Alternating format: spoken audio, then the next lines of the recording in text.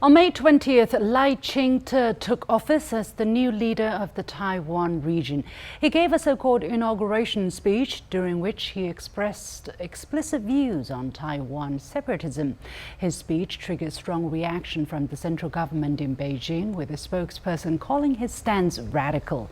Lai called himself a guardian of peace for the world, as Taiwan sits on a strategic position on the so-called first island chain in the Pacific Ocean. But will his radical views contribute to peace across the straits or the opposite? What do peace-loving people in Taiwan think of his speech?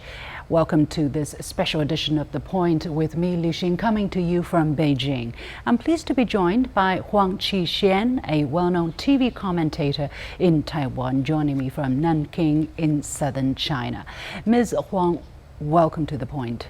What kind of cross-strait strategy does Lai Ching-te's so-called inaugural speech demonstrate, and how does it compare to his predecessor Tsai Ing-wen's approach? Lai Ching-te's personality and background are different from Tsai Ing-wen's, so his strategies have some continuity, which is to maintain the so-called status quo, and also some slight differences. Firstly, what remains unchanged? He upholds Tsai Ing-wen's path, fully inheriting it. However, even the same words spoken by Lai Ching-te and Tsai Ing-wen carry different significance and weight, because we, who have long observed them in Taiwan, know them too well. The same words spoken by different people with different expressions ultimately yield completely different results. 第二点不同是，美国跟日本对中国大陆的恶意。The second difference lies in the level of hostility of the United States and Japan towards the Chinese mainland, which has changed from 8 years ago when Tsai Ing-wen took office. The U.S. reviewed Lai Ching-te's speech down to the punctuation, even his last-minute changes. What does this mean? Lai is essentially a watchdog for the U.S. Everything he says mirrors American intentions. His opinions are purely U.S.-driven, with the U.S. and Japan acting as his guardians. It's the U.S. and Japan that truly worries and angers me. 是美国跟日本。第三个是赖清德在微微的往前走，所以他所讲的。 The third point is Lai Ching-te is gradually taking steps towards Taiwan independence. When he says the mainland and Taiwan are not subordinate to each other, what he falsely implies is that the so-called Taiwan independence has already been achieved. While Lai appears to maintain the so-called status quo, he has taken a few steps towards Taiwan independence. It's a very clear signal. Furthermore, Lai clearly indicates his intention to integrate Taiwan into the U.S. Indo-Pacific strategy, especially in technology and industry chains. In particular, regarding industry chains, Lai aims to fully align with the U.S.-dominated industry chain that excludes the mainland, using all of Taiwan's strength to assist the U.S. Although Lai talks about democracy and dignity, he still wants to earn money from the mainland, saying that we need exchanges, we need mainland tourists and students to come to Taiwan.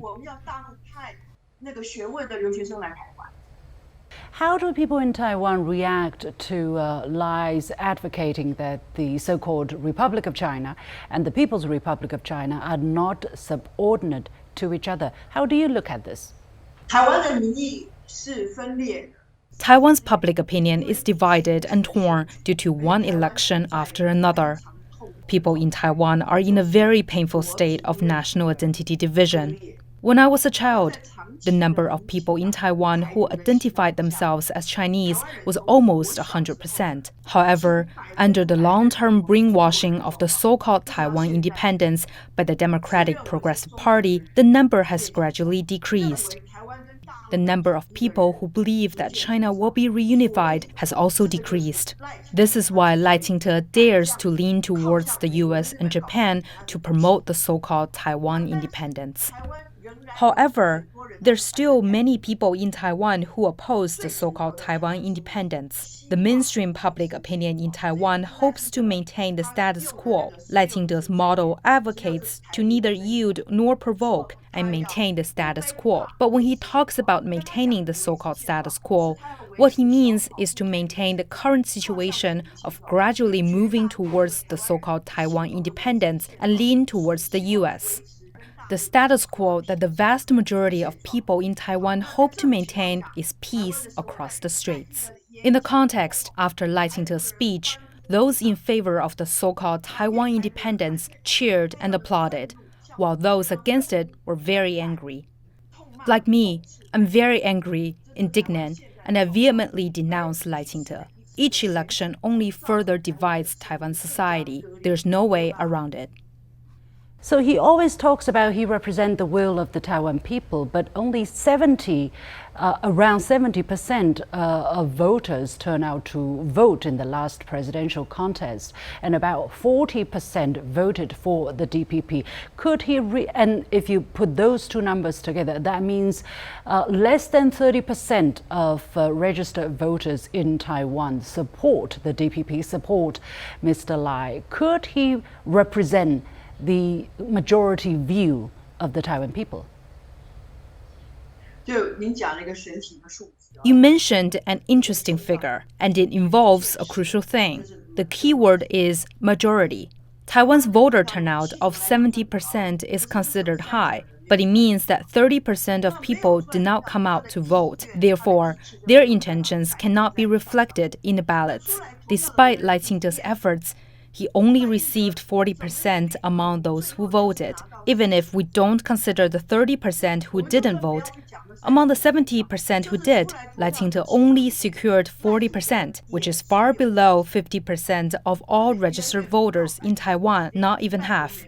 Therefore, he certainly cannot represent Taiwan. Within the 70% who voted, 60% clearly had the option to vote for Lai Ching-te, but chose not to. Why? Because they don't want Lai Ching-te. They don't support him. Lai Ching-te knew it on January 13th. The majority of people in Taiwan are not pleased with him becoming a leader, nor with the Democratic Progressive Party's so-called Taiwan independence stance. However, due to Taiwan's electoral system, he secured that position. Yet, the DPP does not hold a majority in Taiwan's legislative body, and many of its policies that are conducive to the so-called Taiwan independence and against the mainland will not pass. It's just not possible. I think, therefore, that despite Lai Ching-te's assertiveness and his continuation of Tsai Ing-wen's path, he has been hobbled from May 20th, the very day he took office, because he doesn't have the support of the legislative body.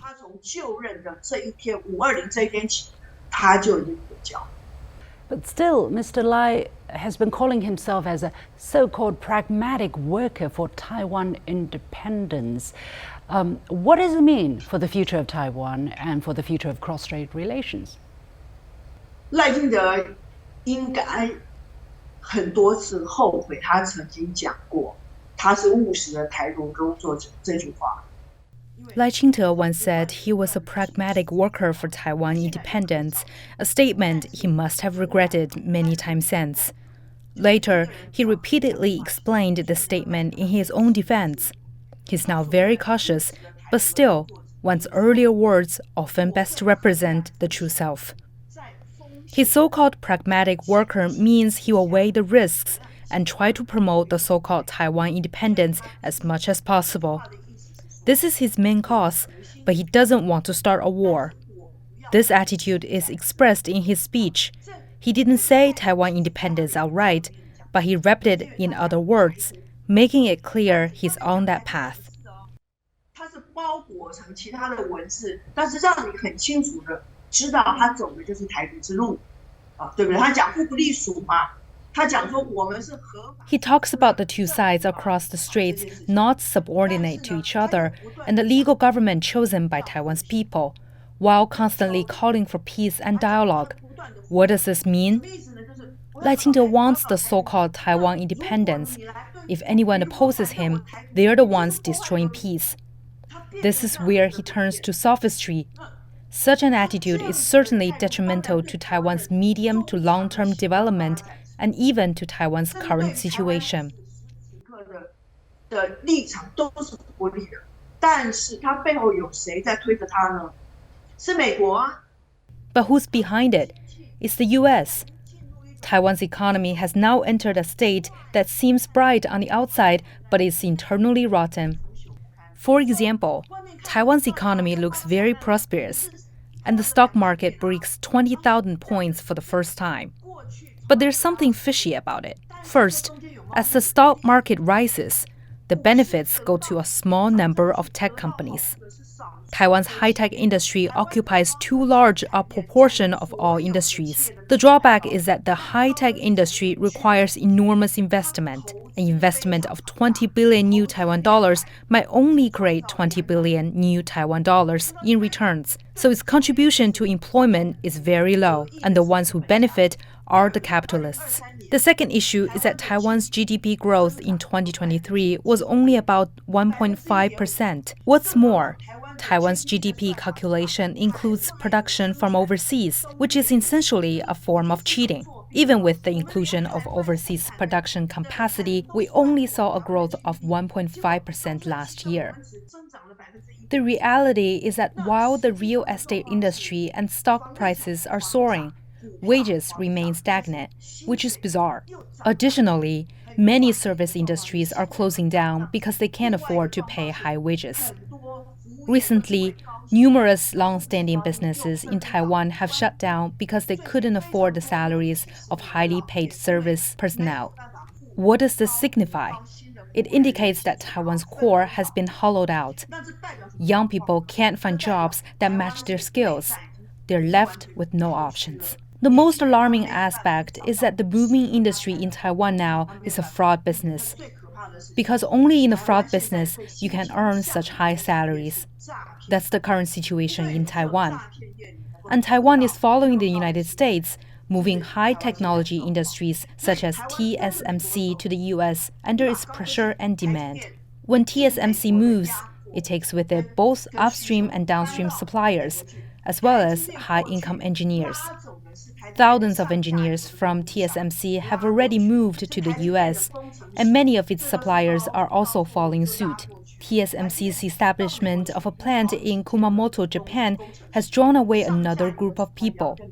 Taiwan's entire industrial structure is severely imbalanced, with only the semiconductor industry standing out. And now, even the semiconductor sector is being drained. That's the current situation in Taiwan. If Taiwan cannot fully integrate itself with the mainland, Taiwan actually has no way forward.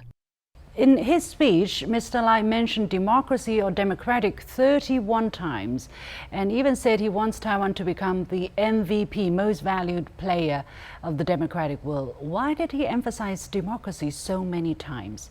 And given what we're seeing in the so-called legislature, the brawl that was happening, clearly Taiwan's democracy is not so vibrant. Maybe physical is the more appropriate word to describe it. 我觉得台湾的民主是个骗局。 I think Taiwan's democracy is a scam in every aspect. When Lai Ching-te talks about democracy, he has three main purposes. First, he's following in the footsteps of Li Tenghui, who is referred to as the so-called Mr. Democracy of Taiwan, which is a joke. Why did Li Tenghui talk about democracy? It was to use democracy to package the path towards the so-called Taiwan independence. He used democracy to justify his purpose, to make it appear legitimate. On the surface, it's all about democracy. Who can oppose democracy? No one in the world can oppose the concept of democracy. So people naively follow the path of democracy, not realizing that it's actually the path to so-called Taiwan independence. I have been highly interested in politics since I was very young. I have experienced the role of Chiang Kai-shek and Chiang Ching-kuo, the so-called authoritarian rule. I have also witnessed the struggles of the Democratic Progressive Party and other opposition parties. I've seen both the Kuomintang and the DPP in power back and forth. One person, one vote election is not entirely without benefits. I acknowledge that. I have experienced and observed many elections. But it has a very frightening inherent limitation. One person, one vote paired with capitalism will ultimately lead to plutocracy. In many places in Taiwan, the practice of buying votes is still prevalent. Initially, it might involve offering 500 or 1,000 new Taiwan dollars per vote, and over time, this practice has become very mature. Those involved often collaborate with local thugs and gangsters. They may come to your house dressed in a windbreaker, and if they offer you a red envelope, you dare not refuse. Concealed within their clothes may be a gun. And if you accept the red envelope for a family of 6, for instance, you end up casting 6 votes as instructed. They have ways to track if you have indeed voted according to their wishes.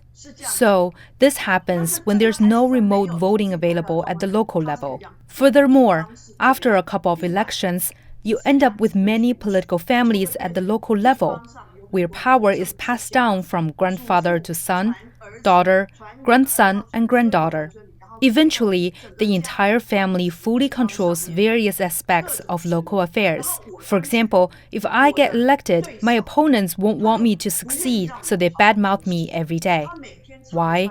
Because I might reward my major donors, reward my supporters, and my faction benefits while the opposing faction suffers. So the opponents won't let me have a smooth ride. When, by chance, the opponents get elected someday, I will badmouth them as well. I have my own supporters. So the whole society is perpetually divided because each side wants to secure its own profits. Meanwhile, the gangsters can gradually whitewash themselves legally by bribing politicians and eventually run for elections themselves. Elections cost money, advertisements cost money, hiring online trolls costs money, getting people to do things for you costs money. So the candidates have to go everywhere to raise funds. Why would people give them money? Because they hope that these candidates will repay them when they get elected. So ultimately, power and money are intertwined. It's difficult to distinguish between the two.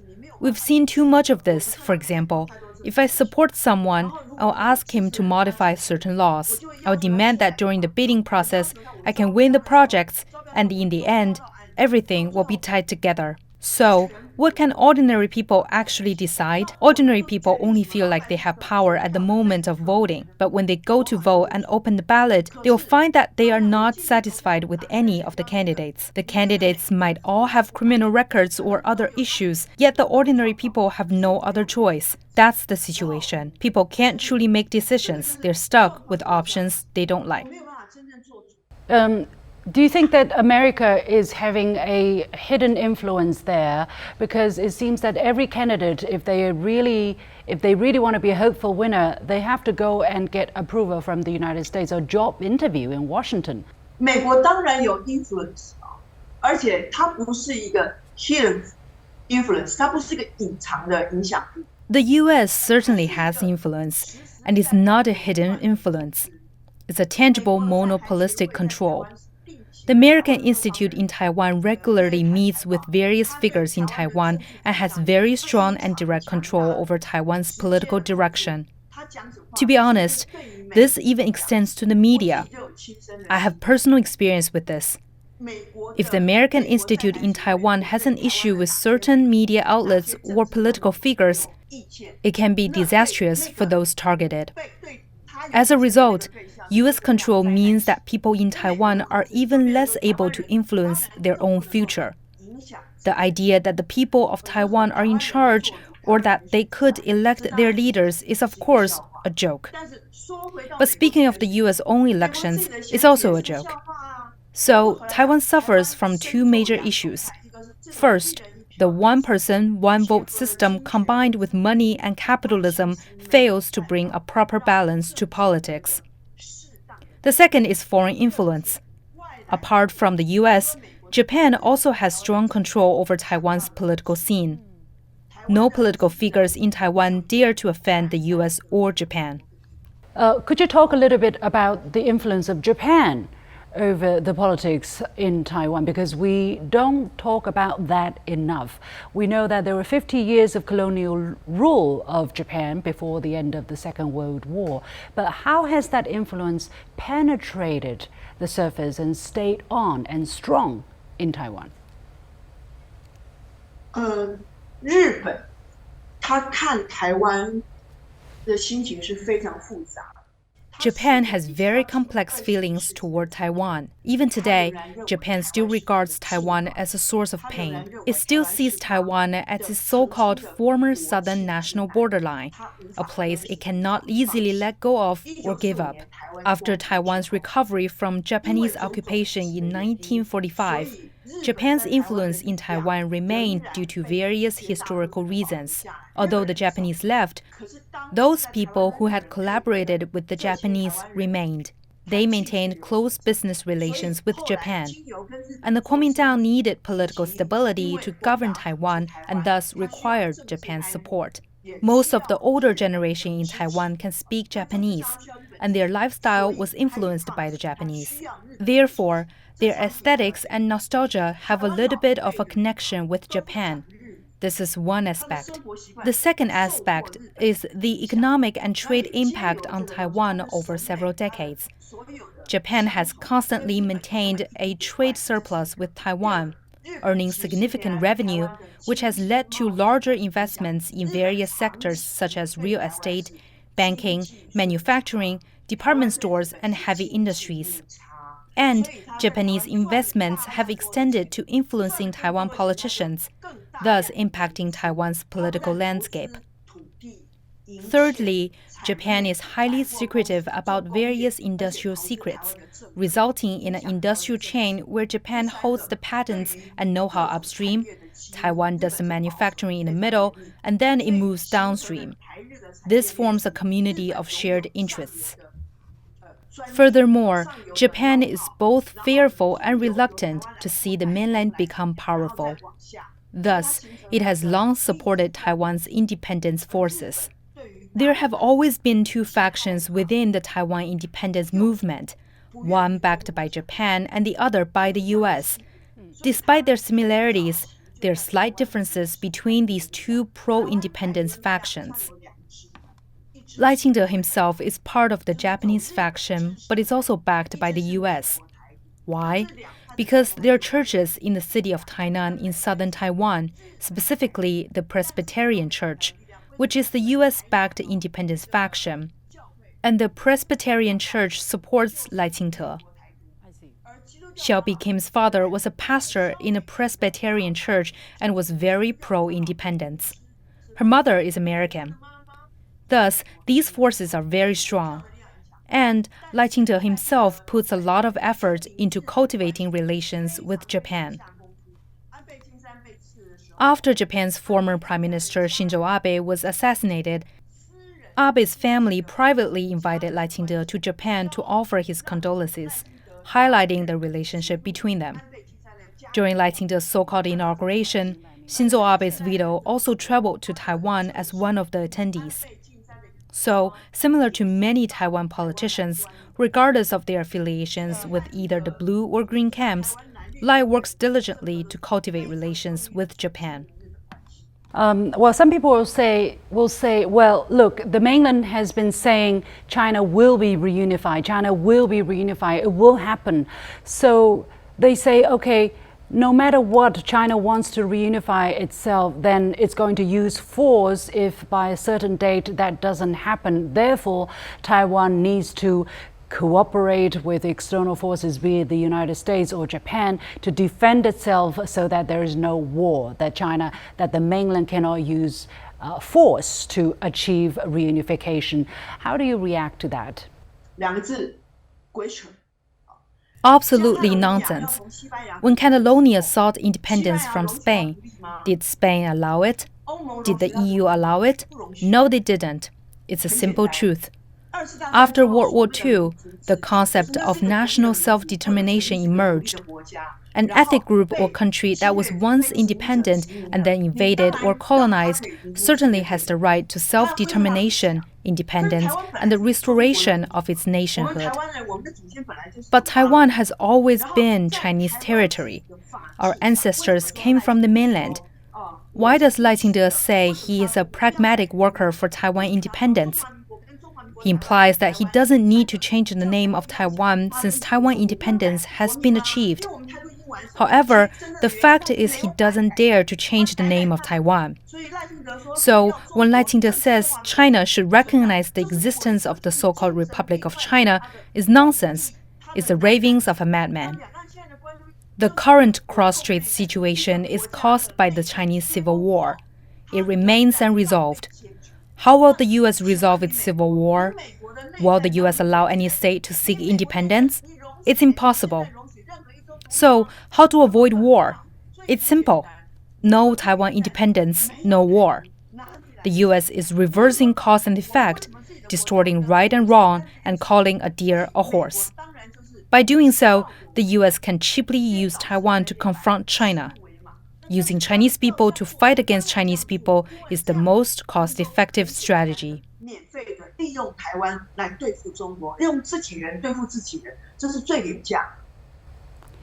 All right, we're going to leave it there. Many thanks to Huang Chin-hsien, a famous TV commentator from Taiwan. And with that, we come to the end of this special edition of The Point with me, Li Xin, coming to you from Beijing. As always, you can follow me on Facebook and Twitter or X using the handle Li Xin in Beijing. On behalf of the whole team, thank you for watching.